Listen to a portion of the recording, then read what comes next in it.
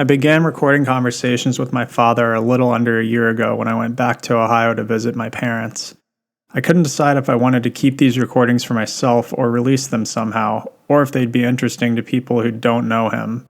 But during the age of quarantine, I all of a sudden have a lot of time and surprisingly a lot of motivation to work on projects I've been putting off. So I'll be releasing a series of these over time. My childhood was idyllic, to say the least. Both of my parents are absolutely incredible people in completely different ways. For many years, I was closer with my mother and sometimes butted heads with my father during my teenage years. Over time, he and I discovered that we are extremely alike, and although I unfortunately did not inherit his brilliance in many ways, it wasn't until I went to college and discovered poker that he and I had a common ground and something that we could truly relate about. And as painful as poker's been for me at times, the thing I'm the most grateful for is that it connected my father and I and gave us something to build upon. I have two siblings, both of whom were almost out of high school by the time my parents decided to have me. Both of them are adopted. I'm the only one biologically related to either of my parents.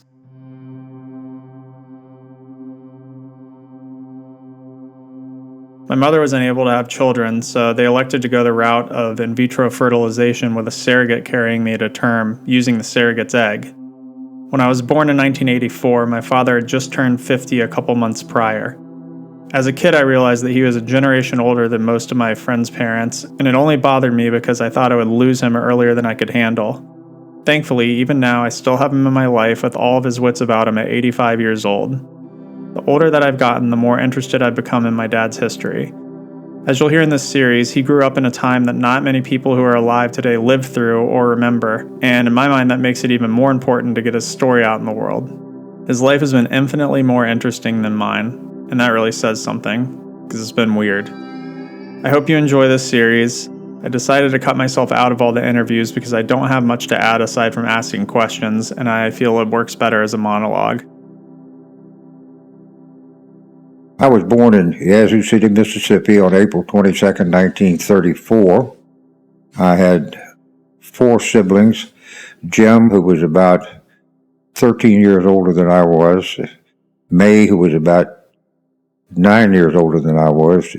John, who was 5 years older, say, and Joe, who was 2.5 years older. And one of my first recollections is I would go to the ice box because we didn't have a refrigerator. We had an iceman that delivered ice, and I would take a ice pick and heat it until it was red hot on the stove, and then go and stick it on the ice cube that was left for the refrigerator and just burn big indentations in it. I was probably 3 or 4 years old. So I wasn't very well watched when I was a kid, never had a babysitter.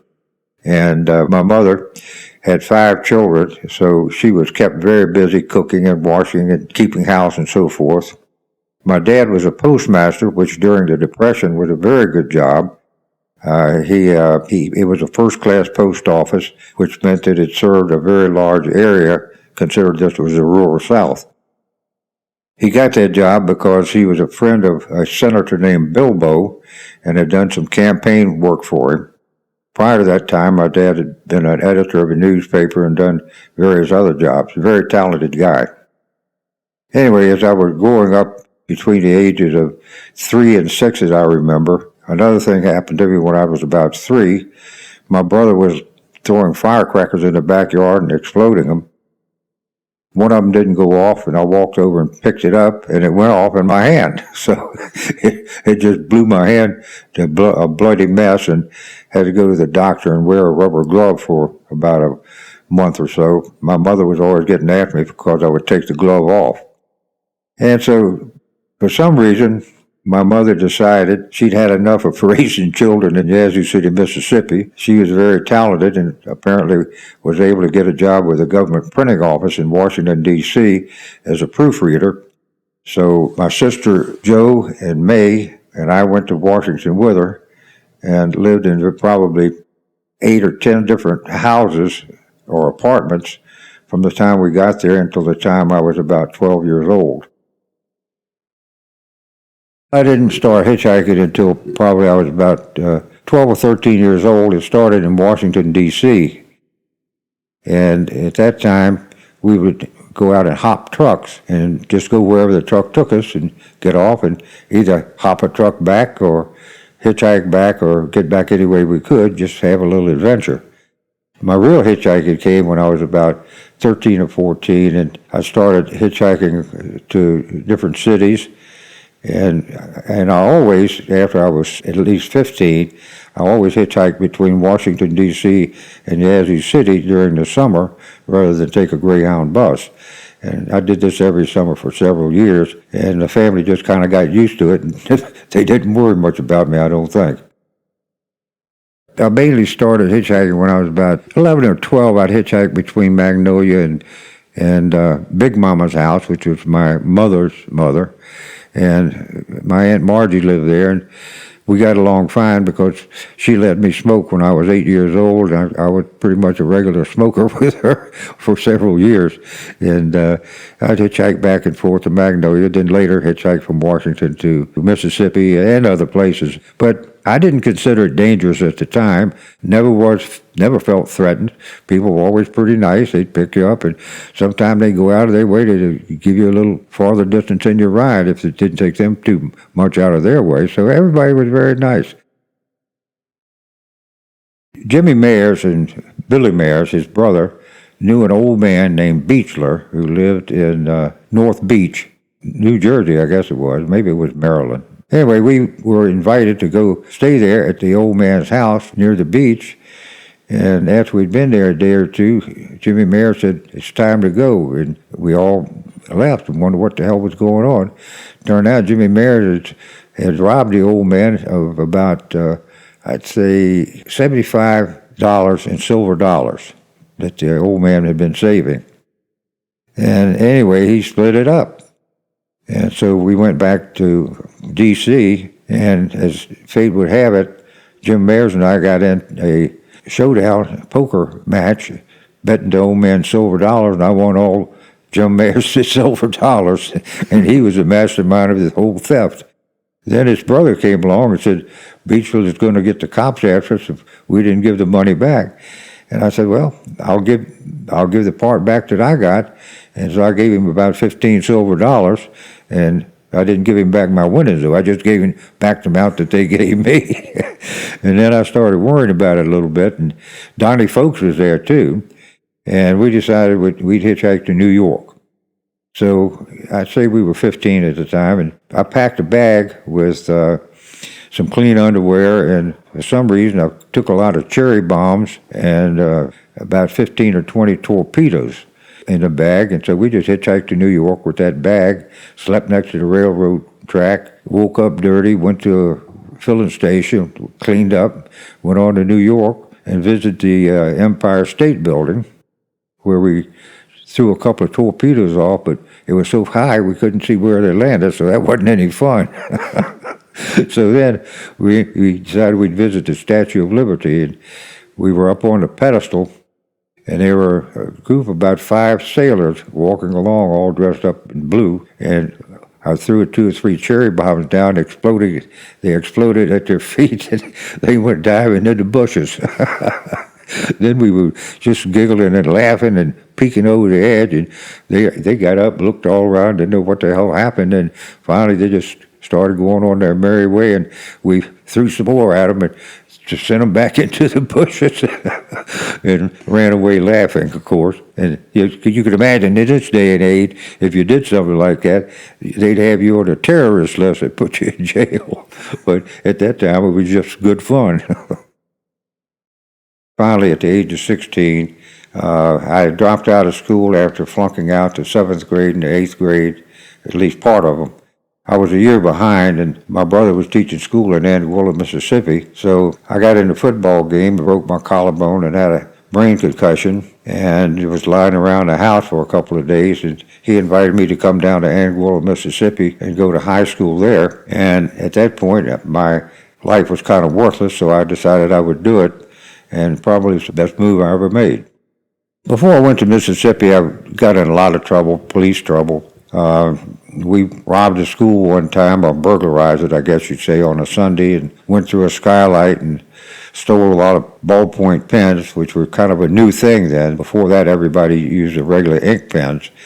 and some donuts and things. And anyway, one of the guys ratted on everybody else, and so we all got in a little trouble. I had to go to juvenile court, that sort of thing. It was not a very good environment for someone at the school, because most of my siblings did fine in school, and I flunked out mainly because when I did go to school, I rarely went to class. Although I will say in the 8th grade, when I was about a year behind, they gave a citywide test in math, and somehow I got the highest grade in the city, I was told. when the teacher wanted me to explain how I did the hardest problem, I got up at the blackboard and my mind went numb and I couldn't remember how I did it. But they knew I couldn't have copied anybody because nobody got the question right but me. So in any event, as a result, I got a C in math that time. I probably might earn that C, but I'm not sure because, I missed so much class, the teacher didn't know what my talents were, I don't think. But in any event, after I went to Anguilla, and this high school had 5 people in the senior class. In the junior class, it had about, I'd say, 14. In my class, which was a sophomore class, it had about 30. So it was a very small school, but it was a consolidated school. So school buses would bring people in from all over the place. But as a result of being down there was nobody else was doing the things I did in Washington, so I had to go to class and I had to do my homework, and as a result, I made very good grades. I graduated from high school, not from Anguilla, but I went from Anguilla to Hines Junior College, where they had a high school also, which was called Raymond High School, after the name of the city. I did very well there. One of my biggest desires was to play some football, and every time I'd go to a new place, they'd have a restriction that said you got to be there a year before you could play. And so as a result, I didn't play till my senior year, and we only had 8 games, and I got knocked out of one of those with a concussion, so I didn't get to distinguish myself much at football. The coach didn't particularly like me being on the team because the team practiced 2 hours a day. I only practiced 1 hour a day because I was taking extra classes to make up for the year that I'd lost in school so that I could get into the proper grade that I should have been in. So Hines Junior College was a very good experience. I made excellent grades, and it all came very easy. I was taking 22 hours of class and about 15 hours of labs every week. So I had a real heavy load, but I still managed to play a lot of poker and win Garth's money most of the time. When I went to Hines Junior College, Garth was in the same grade I was. I was 17 in the 11th grade. He was 14 in the 11th grade. I was about 2 years and 7 months older than he was. I'd flunked a year and he'd skipped over a year. And the reason he was in Mississippi was because he got picked up for burglary or something. And he was living in Shreveport at the time in Louisiana.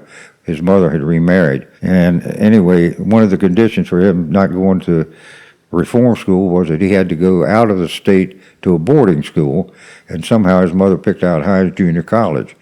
So every time Garth would go someplace, he'd case the joint and figure out what would be the best way to burglarize it.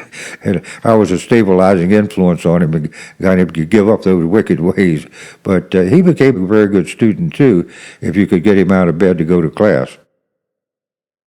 As far as the gambling is concerned, where that really happened was in Washington, D.C. When I was about 13. I started playing blackjack every chance I had because that was the game people played at the time. We'd sell papers on the street, but after a while, I found out that after you sell the papers, we'd go to the playground and hang out, and blackjack games would start up. And as a result, I quit selling papers and just went to the blackjack games and made pretty good money all summer long playing blackjack for a couple of years. Then when I was about 15, I started playing poker with guys that were a couple of years older than I was, and that was even better because I generally beat those games pretty good too. So I was playing a lot of poker before I ever went to Hines Junior College, and we got up a few games at Hines Junior College, but usually Garth would just, during the first year or so, every time he'd get $7 or something for allowance, he'd come see me and want to play head up, and I'd bust him every time. And then I would lend him money during the week because he usually wouldn't get up for breakfast, and he was about 6'2" at the time. And he was very thin, and he was hungry all the damn time, so he couldn't wait till lunchtime, and he'd want me to give him some money to get a hamburger. And usually I would let him have it, but if I was particularly annoyed with him for not getting up for breakfast, I would not give him anything, and he'd have to wait until lunchtime. I just wanted to teach him a lesson. He needed to get up for breakfast. I made it sound like that Garth was some kind of bumpkin, and that's what I thought he was at first. He was so slovenly, and he was so lazy, and he always thought about robbing people or burglarizing places and things like that when he was 14. But he straightened up real well at Hines Junior College. He became a very good student, and in fact, one of the English teachers had Garth grading the test because the teacher thought he knew more than she did. And then he started grading my test, and I thought he was wrong, so I objected to it, and we went to another teacher to find out who was right about it. But in any event, he was plenty smart. And in fact, we had an IQ test done at the time we were at Hines Junior College, and he got mad because I beat him by a couple of points, but we scored, I think I was up at 148 in a Stanford Binet, so that wasn't too bad. But the main thing was the people at the school weren't all that smart, and 148 was good there, but imagine if you were talking about MIT or Harvard, that would be average or less, so it's not all that great. In any event, Garth and I became real good friends, and finally he left Hines and went to school in Houston, Texas during his senior year. By that time, I had made up a year, and I was in the junior college, and I finished 4 years of school in 3 years without going to summer school while I was at Hines Junior College. And strangely enough, Garth then went into the Marines when he was 17. He had graduated from high school, and he went in for 2 years, and I went into the Army for 3 years shortly after that. And he ended up getting married when he was 19 while I was in Germany, and we corresponded, and he told me that he found his true profession, gaming. And what he was doing, he was running poker games out of a real nice apartment in Houston, Texas. So when I got out of the Army, he invited me down, of course, and I had a pretty good-sized bankroll, about $1,600, which was a lot of money in those days. It'd be about $20,000 today. In the Army, there was a lot of gambling going on, and I didn't get to do much of it in basic training, but then I went to TDY for neuropsychiatric training at Fort Sam Houston, and when I got back, I had $7.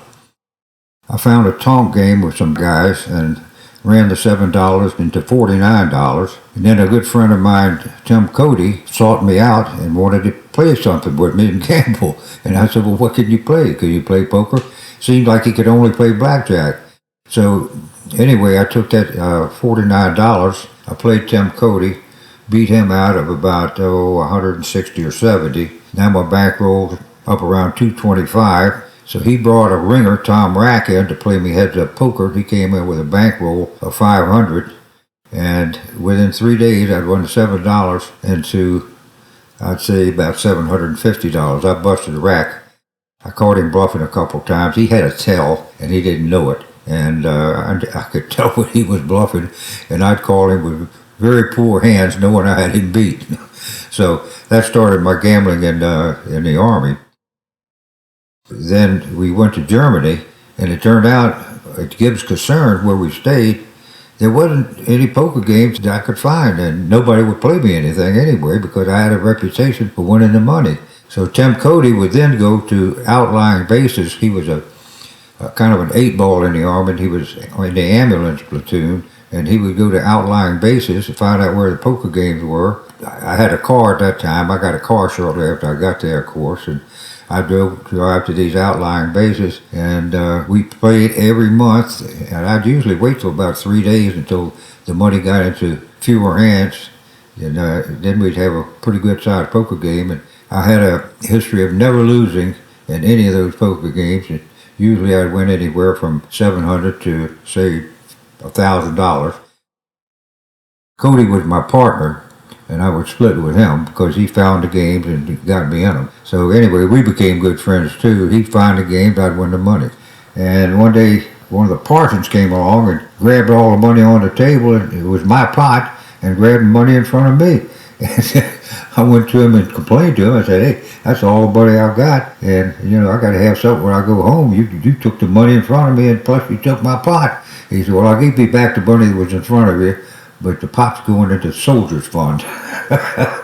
So anyway, he gave me back a few $100. It wasn't really all the money I had, but I didn't want to tell him that. After that, we did have more poker games on the ship, so I got off with about 16 or 1700 then, so I was in pretty good shape.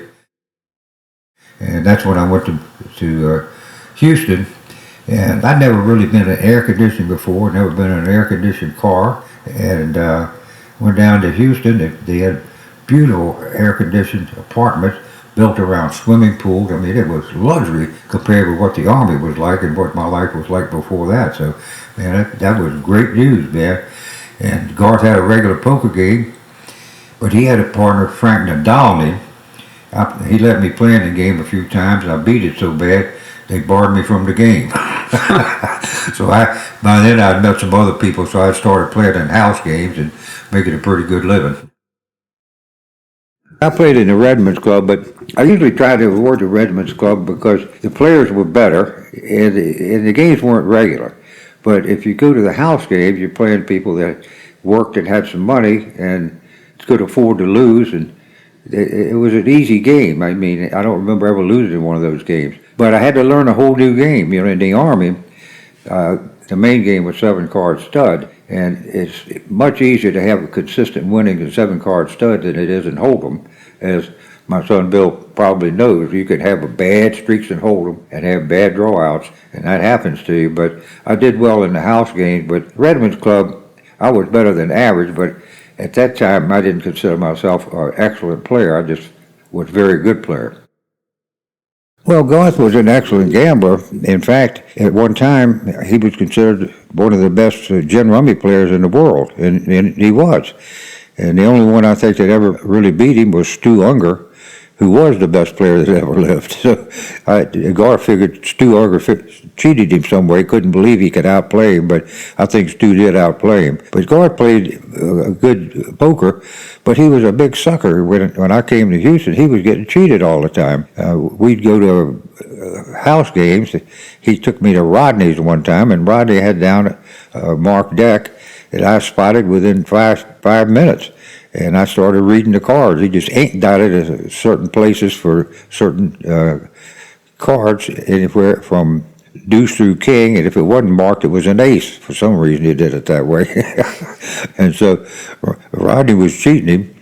And anyway, I won money, and we confronted Rodney about it later because we didn't want to be involved in a game where cheating was going on. And Rodney just laughed about it. He said, "Sure, I play with Mark Dax." He said, "I like to know what people have when I'm playing poker with them." Made us laugh so bad we couldn't even be mad at him.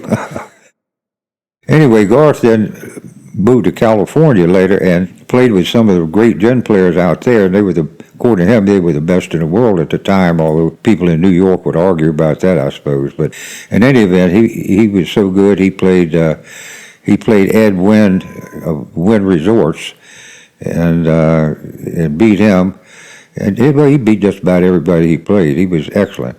But the big problem in Houston, he was naive, and he would play anybody, any game that they wanted to play. He thought he was that good, and cheaters just kept coming in and beating him out of the bankroll. And usually I had part of his action, so I had to kind of be a little leery about him playing those heads-up games.